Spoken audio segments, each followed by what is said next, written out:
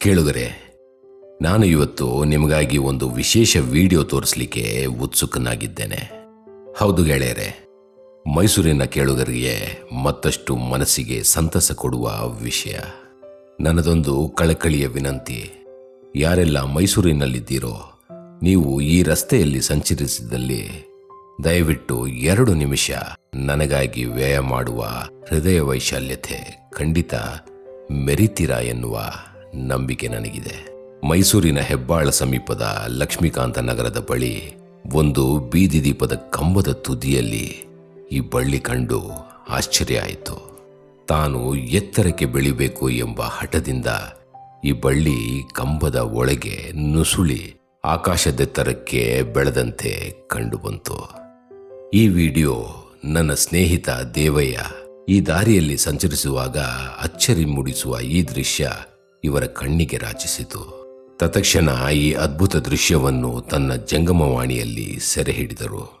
ನನ್ನ ಗೆಳೆಯ ದೇವಯ್ಯ ಕೊಡಗು ಮೂಲದವರು. ಇನ್ನು ಹೇಳಬೇಕಾ, ಮೊದಲೇ ನಿಸರ್ಗಪ್ರಿಯ.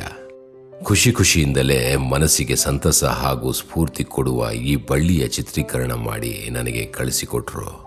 ಈ ಬಳ್ಳಿಗೂ ನಮ್ಮ ಜೀವನಕ್ಕೂ ಎಷ್ಟು ಸಾಮ್ಯತೆ ಇದೆ ಅಲ್ವಾ?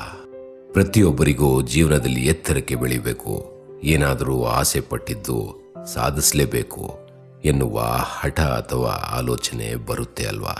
ಆದರೆ ಬೆರಳೆಣಿಕೆಯಷ್ಟು ಜನ ಮಾತ್ರ ಈ ಲಕ್ಷ್ಯವನ್ನು ಸಾಧಿಸಿ ತೋರಿಸುವ ಧೈರ್ಯ ಮಾಡ್ತಾರೆ.